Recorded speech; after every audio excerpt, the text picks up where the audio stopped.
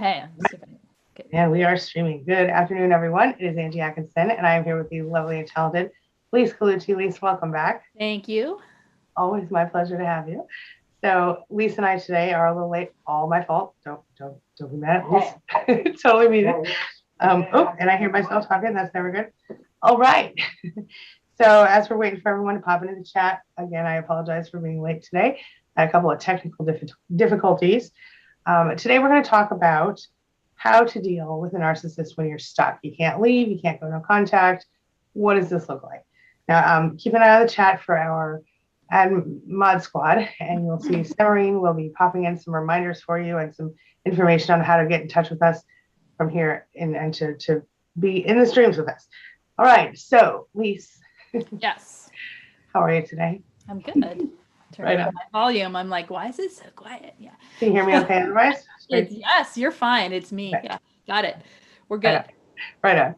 All right. So I know that you've recently had, and I have recently had as well, clients who were unable to go no contact. Yeah. So, yeah. So first of all, it's like there's no judgment on what people choose or are stuck in here. Like this isn't, it's not like, oh, they're a narcissist, now you have to leave. Some people can't. Right. Some people can't. They legitimately, for whatever reason of their own, cannot. And there's financial reasons. There's everything. The health reasons. Their own morality of like maybe they can't leave a parent, or they can't, an aging parent, or whatever. Their own choices based on their own feelings about themselves. So no judgment here. So when you can't leave, though, you're kind of in this predicament of the constant narcissistic cycle that's going to go on. It's not like because you choose not to leave, things are going to magically get better. Right. Exactly. And that's the thing. There's no like serious, I mean, you tell me what in your opinion, I don't think there's any way that you can fix, well, I think we all know we can't fix a narcissist, right? Right. So you modify your own behavior to survive it, right? Which is terrible. But you live in a state of coping, and that's unfortunate. And I think as you're in that situation, you have to find some joy, you have to find things to be grateful for, etc. And the more you can do that, excuse me, oh boy. Cutest sneeze ever. You don't want me sneezing on camera. They're not always so cute. Okay.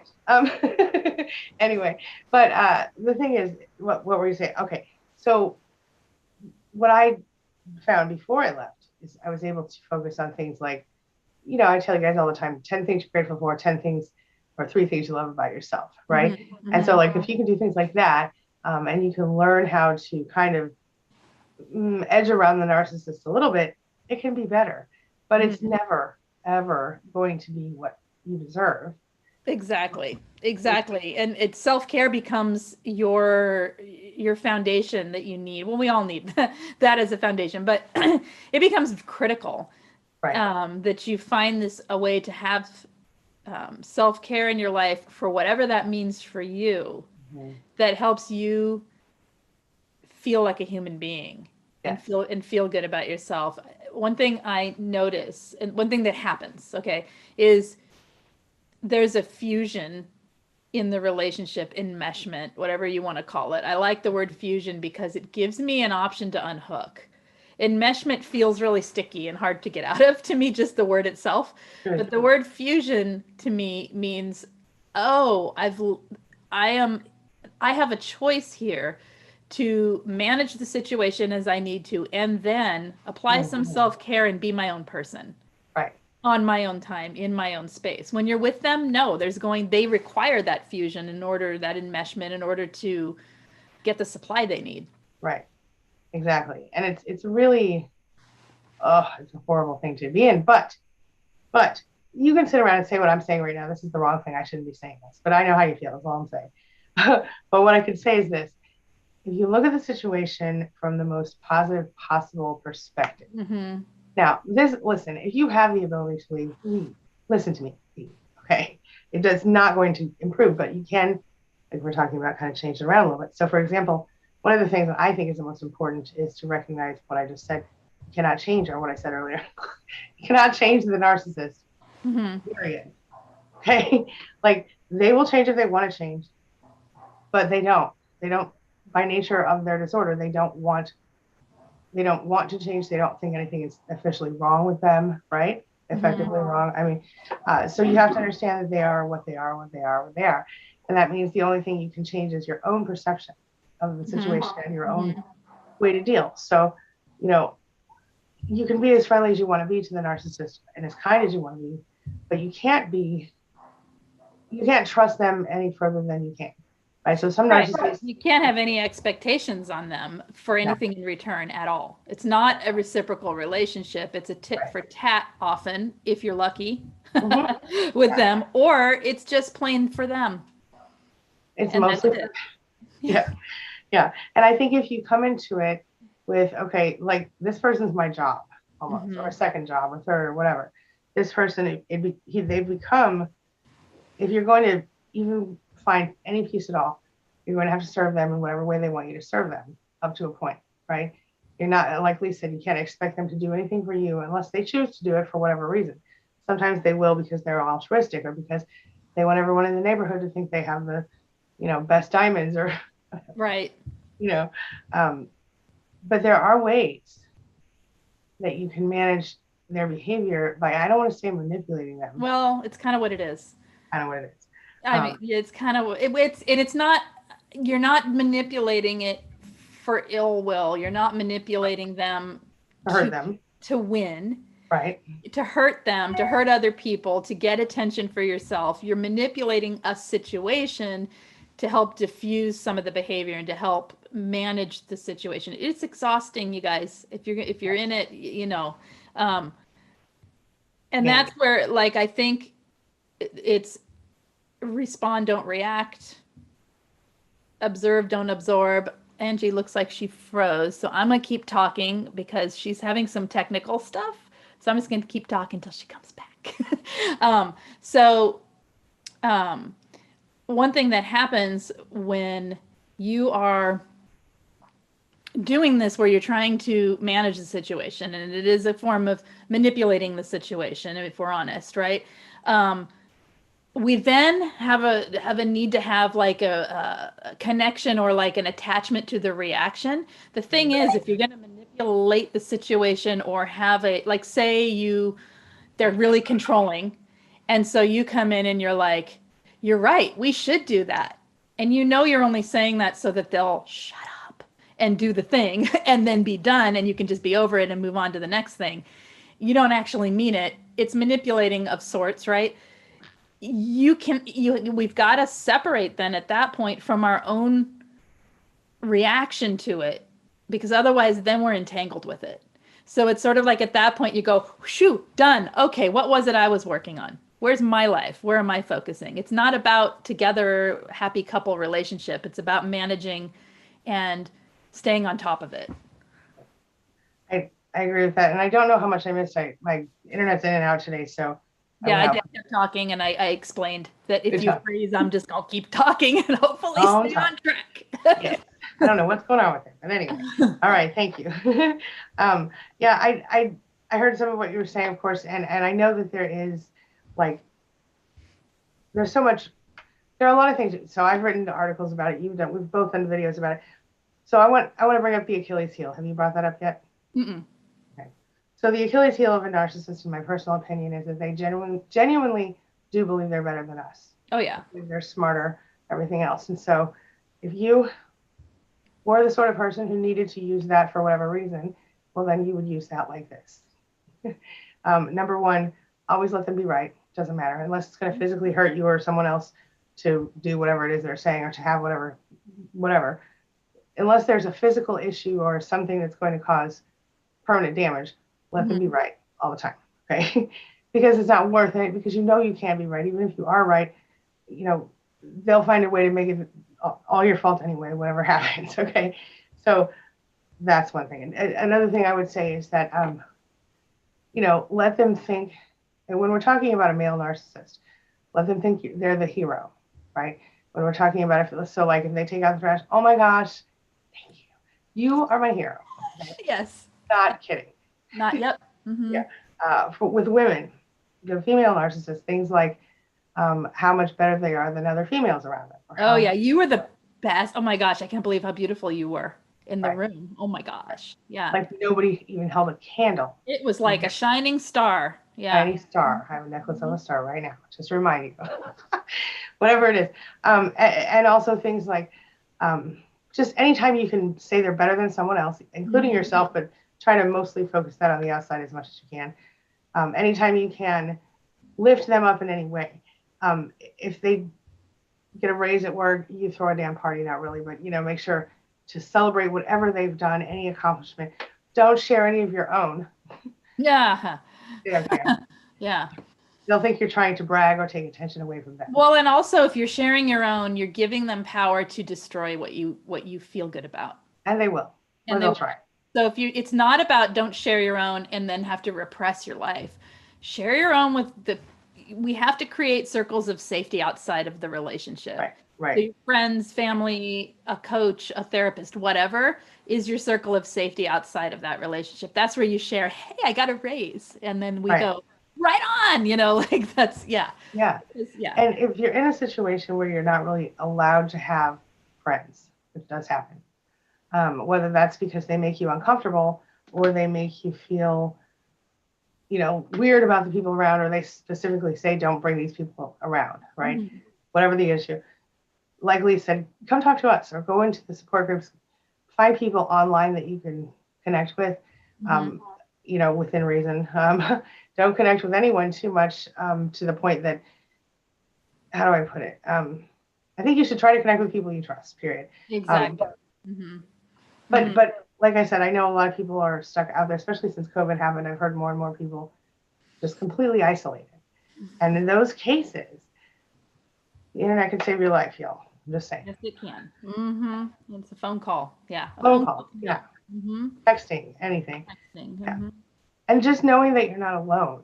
There are probably thousands, hundreds of thousands of people in situations just like yours. Maybe more than that. I mean, I know that there's a rotating door with these people, but yeah. And then think about too, like how, if there's anything, like we have one girl who she's one of our mods. I don't think she's here today, who is amazing. And she literally left and she went and lived in a shelter because she was that like, I'm out. I'm not going to keep them. As soon as she figured it out, she started making plans. And it was not possible for her, it didn't seem. But she was willing to go so far as to move into a shelter. She got involved in programs. Now she's got her own place. She's happy. I think she's even got a new boyfriend. And it's so much better. It's been a couple of years. So I'm just saying, it might seem like, well, at least here I have my own, sewing room, or I have my own pretty house I can decorate or whatever. But, or I have a wife and I have these things. But if you can walk away from all that stuff or whatever it is, if you have the ability, just try. If you genuinely don't, because you are in a situation where you're, say, physically disabled, you're being financially abused, there's literally nothing you can do, no one you can reach out to, then I get it. And I would not judge, but I know sometimes when we have kids in school or there's all kinds of reasons. Yeah. Right. So many reasons. And yet I'll just say this, it's never going to be the right time. So if you're just waiting for the right time to go, like, here's your sign, it's time. If you can. If you can't, there are some coaches out there and therapists and everybody who will. I kind of got a little hate for a video I put up last year about this very thing, because I don't like it when people shame. Or force people to do something because if it's not the right time for someone, it's not. We can't. We want you safe and we want you to have a happy life and all that, but we can't. Shaming you, attacking you, making you feel unsafe, unsupported isn't gonna get you there. No. And quite honestly, I feel like I'm just gonna take a wild guess and assume that if you're stuck in that situation, you have enough shame as it is. Exactly. Right? You think?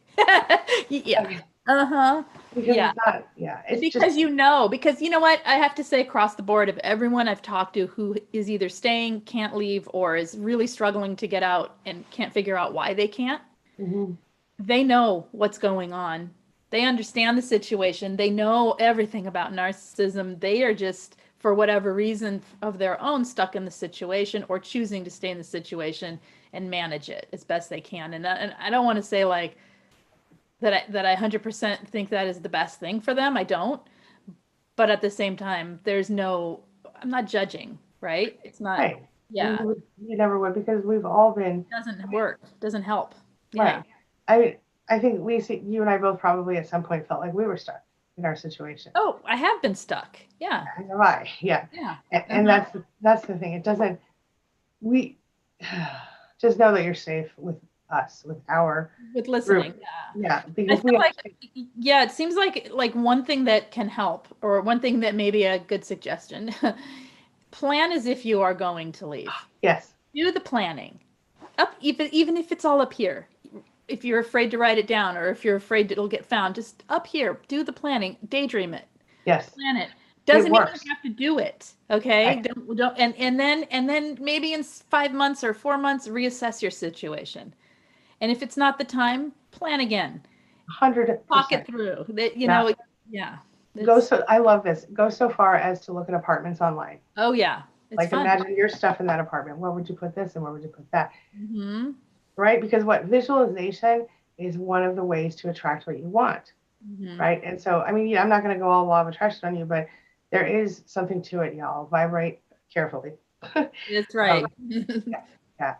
And so I think bottom line, I love that you brought that up, Lisa. I think I saw somebody in the chat saying that, and I also personally have experienced, every change I've ever made in my life, I've used some form of visualization to get to it, whether it was something like this or it was something way more fun, like just buying a house or decorating or whatever, right? Like, so for those of you who are able to safely, you can go to queenbeing.com/plan, PLAN. You'll find downloads and videos, all this free stuff there for anyone who needs to leave or who wants to think about leaving. So you can get a lot of information for free, and there's no upsell or anything. It's just all there it is. Yeah. So. And I'd say if you simply absolutely can't, you just like you said, disabled and financially abused and this and that, and you are stuck because where are you going to go safely for yourself, right? Learn to disengage from the narcissist once they have tipped over into the tantruming, the abusive, the toxic stuff that they're doing. Learn to disengage in a way that is like the ultimate gray rocking. I'm talking about disengaging. You froze. So I'm talking about disengaging when you cannot leave, when they when they go into their tirades. That isn't a time to say, but why did you do that? But why are we talking about this? But I did do that. That's the time to do the, okay, yeah, you're right. Even though, it's not. Because what happens is the gaslighting gets more extreme. The toxic shaming and words that come out of their mouth gets more extreme. Anytime you engage, you're part of the system that they're creating to pull supply from you. That's right. Then you're left hurting, sad, feeling emotionally trampled, and So true. Yeah. And can you hear me still? Yes, I can hear you now. Okay. You'll be able to kind of learn almost like Lisa was saying, you almost act kind of neutral all the time. Like one of the things that I found to be effective, and I call it dog training, but it's where you treat them when you're stuck in the situation. They do what you want them to do. Like they're nice, or they're relatively polite, or they're not a total jerk. Then you give them that supply that they want, right? You let them live on the pedestal if they want. You don't care. But the minute that this is like the treat, right? Oh, good boy, good girl, whatever, right? But when they do the other things you don't want, the things you don't like, then you just go blank, you gray rock, you disengage. And if you can leave the room safely, do so. If you can't, just no expression, as slack as you can be. No negativity, no. You respond to them when they respond, when they ask a question, you just keep it just like this. I understand. Okay. Yes. Thank you. Right? Don't, and that, they like and then they may say something like, what are you, an idiot? You're so stupid, blah, blah, blah. And you're just like, I guess so. I don't, just. Yeah. Just having a bad day today. Or maybe I'm just tired, or I'm a little blood sugar issues, Yeah. Yeah. or like Lise said, yeah, I guess so. Yeah, I guess so. Or yeah, Right. I don't know. It's somebody's asking on here for real strategies, and I'd like to know, Herzog could use some real strategies, real ones. Well, these are Um, real strategies, but what do you mean by that? if you could give them more specific, you may have, and I need to scroll back. It's very hard to follow chat on my phone while I'm on here. Yes. Um, there we go. Thank you, Mystique. What part of your situation do you need help with the most? That is exactly what I was trying to get out my mouth. Thank you. Yeah. If you can give us some specifics, then maybe we can give you some strategies, or at Yeah. least start directing you toward where to Right. find. Okay, here we go. So it helps when Herzog says, it helps when I don't react to the things they say and do. Yes. Almost seems like that was what drives them. It is. It's supply. So if you only react positively to them when they're good, and then you don't react at all when they're bad, because they want you to have drama with them at that time. They want you to scream and yell and act crazy. But if you just kind of appear to just go numb, and hopefully, actually, I don't want to say go numb because I don't want you to dissociate for the rest of your life, right? But going numb or appearing to just kind of go blank, when that happens, that takes away supply from them. So they'll either try the other tactic again of love bombing type stuff, or at least basic politeness, or they'll go bother someone else. And unless it's one of your kids, there's nothing you can do about that. But Right, and then that go numb thing you're talking about, we don't want to live there, and so that's why, going back to what I said in the beginning, I feel like it's super important to have the separation between them and you. It's healthy in any relationship, you guys. A healthy relationship, I'm me, Angie's Angie, and for moments we connect, and then we boom pull apart, and we're our own individual people. Right. And hopefully we're that way in relationships too. I mean, it's harder in romantic relationships. It's way harder, and it's harder when it's a parent, and when it's, Yes. and it's almost impossible when it's a narcissist. They're not going to let you. You do it for you. That's the self-care. And so if you do that numbing up thing, and then when you step away from them, it may take sitting in, like, say it's an elderly parent you're visiting, it may take going in your car when you leave, sitting there before you drive, do a quick meditation where you come back into your body, get out of your car, take a walk around the block, and then drive home. Things to come back to yourself. I'm me. I get my life. Yes, that's really important, because that's one of the things I did wrong in my own recovery, because I started off being like, I can choose how I feel. And you can in the moment, but you can't long term. Long term, if you hold it in and you hold it in and you hold it in, you're either going to get mean or crazy or sad or some combination of those. You don't want to be those things. You won't feel the way you want. You're right. And the word numb was inappropriate there. No, it was perfect, because that's what happens if you stay there. Exactly. Yeah. Exactly. That's right. It is very important to find yourself again. But, like, let's say that you have a 10-year-old kid, okay? And the reason you're not leaving is because there's no way you can afford to pay for the private school yourself, because it's only in this one neighborhood and whatever, okay? And you can't afford to live in the neighborhood by yourself either, okay? Well, I get it, and I'm not going to judge you, but I'll tell you this. You better be making plans for the 18th birthday. Start thinking about when, if not, if never. Never is not necessarily.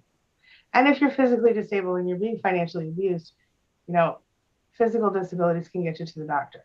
Okay, go to the doctor, quietly, ask for some resources.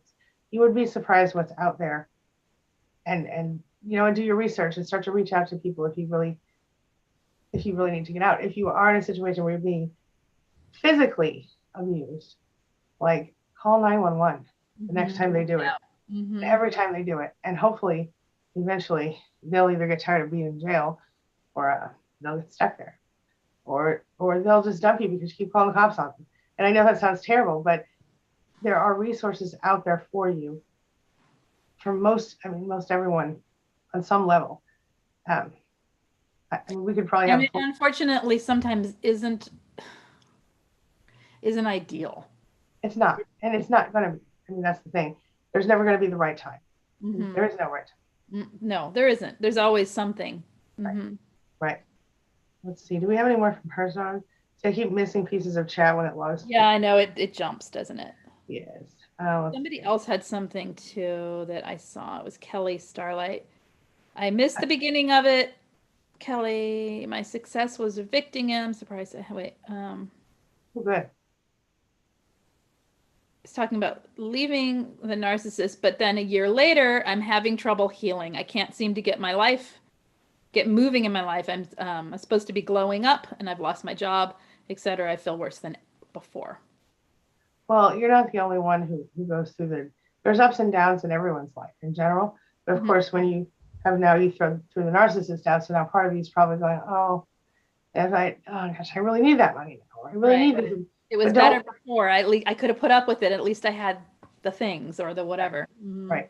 But I want you to really think hard about that, because it's really easy for time does in fact heal all wounds, right? And it does in fact give us that, what is it, absence makes the heart grow fonder stuff. It happens, it's real. And there are scientific words behind it. I could tell you all the reasons and the research, but it's real. It really, we call it abuse amnesia sometimes. You forget. So Kelly, I would suggest you make a list of all the reasons you left. And I want you to do it as quickly as you can, because before you forget anymore, remember this person and how they treated you. And remember how you probably said to yourself, you know what, I would do without things if I didn't have to deal with this. I mean, I did. I said that to myself. And I know a lot of us have. So any other thoughts, Lise? Well, sometimes when circumstances, like, it's hard when you are trying to rebuild your life and then life knocks you down and you're like, are you kidding me now? Like, couldn't have done this 5 years ago or waited 5 years. No, you have to do it now, universe. Thank you. Like that's, and so sometimes when we're knocked down like that, it can help in like micro help, right? We're not going to be like, oh, I'm totally glowed up or whatever, right? But to then look at the things that are going right. And that can simply mean I didn't jab my gums when I brushed my teeth. This didn't happen. Oh, like looking at the things that are going okay, so that you're not pulled into the negative thought patterns that then will link with your trauma. Because what happens is it's sort of like re-traumatization. You get triggered, throws you into an emotional flashback, and you remember that of course I'm worthless, or whatever it is for you, of course this happened because I'm worthless and the narcissist was right. And so to prevent that, try to find things that are going right, try to realize that's partially what's happening, so that you can talk yourself through the emotional flashback by saying, I'm actually safe now, I'm away from the toxic person, my life is better, I am allowed to get up when I want, do what I want, sleep when I want, naming the things that are positive because that person isn't in your life. Are you frozen, Angie? I think she is. Can help you start moving forward. It's not a linear process to heal. You don't just start climbing a hill and end up at the top. It's all squiggly, and there's knots and there's bumps and there's all kinds of like scrambled up ways that start to happen, because that's just life, right? Oh, there she is. She coming back? There she is. and because it's not linear, the healing can feel defeating, because things happen and then you go down. So to lift yourself back up, like I said, try and see what is going right, the positives of not being with that narcissist, and just focusing even 10 minutes at a time on that. Yes. That's good. Can you still hear me? I can hear you. Yeah. Okay. Yay. Oh, thank goodness. Okay. I have a couple comments here I wanted to read off. So from Herzog, it's called supply. I didn't know that, narcissistic supply. So basically your energy, your time, your effort, anything you can do for them or that you give to them is narcissistic supply. And also Herzog says, why do they see their daughters as competition? We could do a whole, yeah. You know what I mean? We should do a whole video on that, actually, because that's true, they do. And it usually starts right about the time that the girls start to physically mature. If we're talking about mothers, and they will, sometimes it will happen when the men start to look at the girl instead of the mom. And as a 47-year-old mother, I get it, but I have personally, I'm like, I don't personally feel anything like that about any of my children. Exactly. Yeah. So, but I understand there's a very bizarre thing that happens, especially if mother is histrionic, where she is using her sensuality, sexuality, beauty, whatever, to get by in life, to get people to do things for her. And then all of a sudden her daughter pops up looking all gorgeous. And she's like, oh no, and I'm just like, I'll tell you another day. But I joke and play and have fun, but I be careful not to wear something like this so they can't look at your blah, blah, blah, blah, blah, like that. And if you're going to wear this, make sure you wear that with it too, blah, blah, blah. Like all in love, not in any weirdness. But anyway, okay, I don't know where that came. All right. So we could talk about that in the future if you want to. Let us know in the chat here if you want us to talk more about mothers and daughters or mothers and children in general, the narcissistic type mothers. Hey, Lise, I want to hear from Ellen C. Do you have another one you want to read first? No, I'm having a time scrolling. So okay. Ellen says, I had to manipulate the manipulator, but I never lost sight of my truth. When I left, I hit the ground running and always, even now, have small targets in sight, progress, not perfection. That right there is the very best thing any of us could say. Because the fact is, we don't always know when we can do it or how we can do it. But all I want you to know is I can do it and I will do it at some point in my life. Try that. And if you worst case scenario, you just outlive them. But I don't want that I don't want any of you to be in that place where you're living in limbo forever. I had a client like that was in her 80s. She outlived him. She said, okay, I've got a few years left. Let's get this healing going. I mean, she was great. She was beautiful. But yeah, that's a beautiful thing, but it makes me was sad. It was very sad. And I had one who was an older person, and I don't want to go into any details, but I'll tell you this. That person finally broke out. The partner was still around, and the partner essentially gaslighted her from outside of her secret place that she was, and then drove her over the edge and had her committed. And that really broke my heart. And I couldn't ever, he was bound and determined to keep her as his. And it was a horrible situation. Well, that's, yeah. Mm-hmm. But sounds a little harsh. Sorry. It's an extreme version of that situation. But my point is only this. You have the time you have on the planet, use it use it wisely. And just remember that you can be happy you can find a little bit of happy even in, all the chaos. And that's what I would want you to do if you're stuck for now. That's what I would want you to do. Mm-hmm. And what Ellen said was really powerful. She said, I never lost sight of my truth. And then when she did, she left, she ran. And she said, always, and we all need to do this. We all need to always have those small targets in sight, right? Mm-hmm. Because whatever it is I think when we stop learning and we stop changing, growing and evolving, it's pretty much over. Yep, right. There's nothing left. Right. So keep going. Lise, do you have another one for us? Someone asking to talk more about mothers and daughters. We'll do that another day so we can give it some time, Jenna. I think that's probably Yep. I got one more. Oh, go ahead. Go ahead. Okay. No, I'm just skimming here. All right. Tammy Springfield says she wants to get out now after 26 years of marriage. Now her son's 18, so she's so exhausted, but she's still working on her plan to get out. So listen, that's great. You're there. Mm-hmm. All right. So start, go to that queenbeing.com/plan, PLAN, and download the checklist and stuff, and just start one little tiny baby step at a time.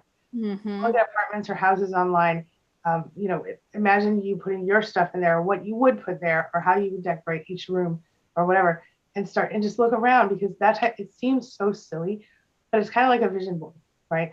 If you do this, like anytime you have I don't know, between commercials on the TV or between while you're waiting to pick up someone somewhere, whatever, or anytime you have a minute, it is wait a minute. Okay. It's a process. It's scary, but it's worth it. It's worth it. You won't regret it. And you might be one of those who'll be like, I'm never getting married again. That's okay. I wouldn't either. It's not, yeah. And looking at what you're afraid of, maybe something that is worth talking through with someone, looking at what it is that is holding you there now. It wasn't like, it was like, woohoo, 18 later. You didn't just bail. So what is holding you there now to help you heal those parts so that they are stronger when you are out Right. and Right. help you get out? Mm-hmm. Absolutely. Yeah. Yeah, I think this is where you have to begin. So just keep your head on straight. Remember, as doom and gloom as I got a few minutes ago, I'm sorry about that. I didn't mean to. No, But it's, yeah. don't underestimate your own situation. That's the one thing that's really important. While you can let him underestimate you or her underestimate the narcissist, don't underestimate what you're really going through, Mm-hmm. and take care of yourself in that process. Even Right. if it, right? Even if it's 10 more years, whatever. Yeah, I think one really important thing that we didn't say, and I just don't know why I didn't think of it because it's what I say in the beginning all the time, is you gotta look at the other person in the relationship, whoever they are, as they are. That's Yes. true for every single relationship you'll have in your life. The way to disengage from the enmeshed state is to see them as an individual as they are. No expectations for them to be different. Yeah. No pretending that they're something they're not. No saying, well, they're nice sometimes and really awful others. So does that mean they're nice and awful? Does that mean they're nice and they just act awful? No, that this is who they are. If you see and you know that there's narcissism going on, understand what it is and don't try to make it something it's not. Because that will train your brain into a state of cognitive dissonance. Yeah. Yeah. That's exactly right. And this is so important. What you're saying is so important because it really is. And I think we sort of said at the beginning, they don't change. You can't fix them. Mm-mm.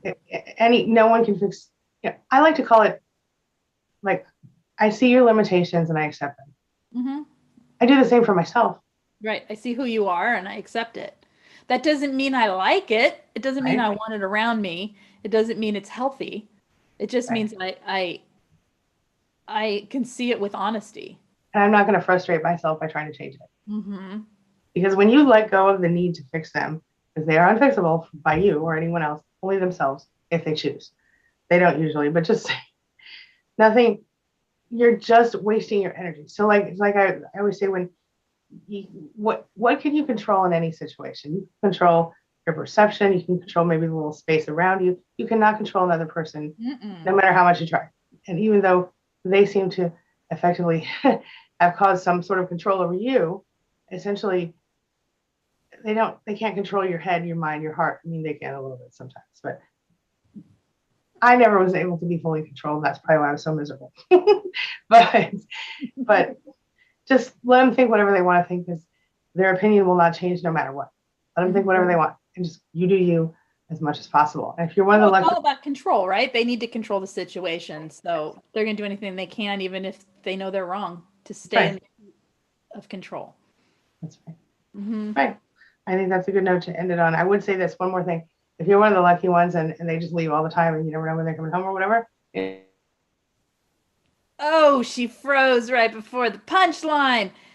I think if you're one of the lucky ones and they just are always off, always gone, use that time to focus on you, to have a life outside of the relationship, to be you, right? Use that time instead of using that time to try and to worry about them. And you totally cut out, so I don't know what you were going to say, so I made up my own I thing. just kept on talking until just now, so keep that we're good. Go on. I said if you're going to use that time to take care of yourself instead of That's worrying exactly. about them. Yep. Is that what you were saying? I was hoping. Nope. Enjoy it. It's a break.